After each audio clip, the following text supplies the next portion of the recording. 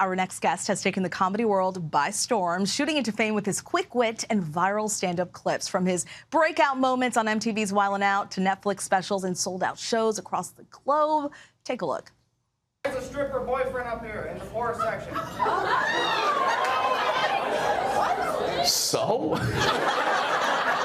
Good for her. Is he hot? He looks just like you. So, yeah. Doubt him.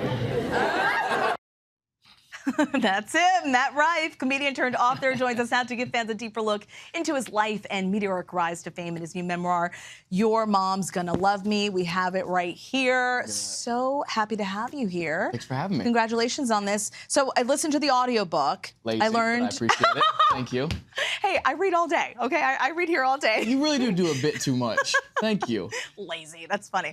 I learned a whole lot about Lewisburg, North Lewisburg, Ohio, yes. and yourself. So what inspired you to write this book right now at this stage in your life? You know, it was really a reflective process because the last 2 years of my life have been a whirlwind of chaos in the best and worst ways. But there's been so much before that most people don't write a memoir until they're, 70 to 80 years old. Yeah. And I didn't want everything that I've been through and what this moment means to me to be conduced into 2 chapters later in life. And it's so easy to get wrapped up into the present and try to stay present as possible that sometimes you need to just reflect a little bit and remember what it took to get you where you're at right now. So it was like really therapeutic and I think really healthy to do this. Yeah, that's a really good point. So you don't forget everything that you've already been through. Exactly. And put it out there and share it with others and maybe inspire others as well. Exactly. Now all the money I'll make from these books can go towards my therapist. She's very appreciative.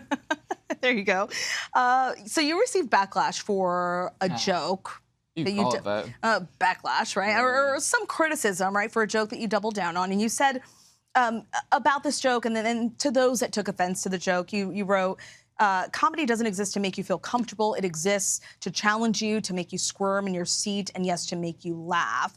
So, and this was a joke that you said during one of your Netflix stand-up specials. So, has your perspective at all changed since that time? I think this was just last year, right? So, what are your thoughts on that joke and the criticism that you received during that time? I couldn't possibly care less. It was comedy then and it's comedy now, and I'm going to continue to do comedy for the rest of my life.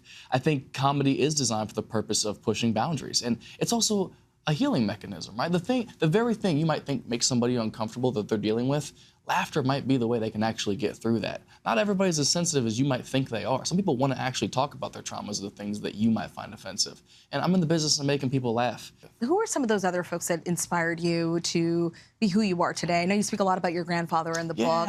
So is that was he the main person in your life that really inspired you and led you to where you are today? Yeah, thank you for bringing that up. Yeah, he was my best friend and #1 fan for sure. He's the one that got me into comedy, really. He was my biggest supporter, driving me to open mics after school on Wednesdays for when I was 15, 16 years old.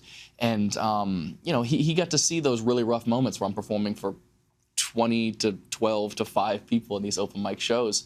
And then things obviously progressed. About 2 years ago, when everything started to pop off, he got to see me headline a comedy club and sell that out, which when I started out was like, that was like the biggest dream. If I could just sell out this comedy club in the middle of nowhere, Ohio, that would be the dream.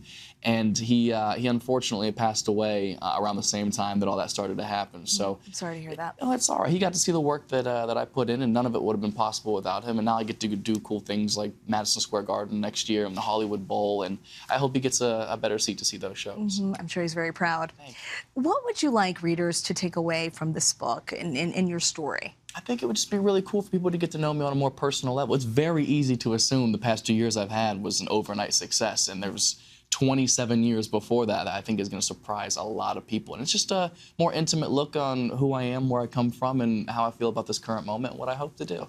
Thanks, Matt. We want to let our viewers know Your Mom's Gonna Love Me is out today wherever books are sold, and tickets for the Stay Golden Tour are also now on sale.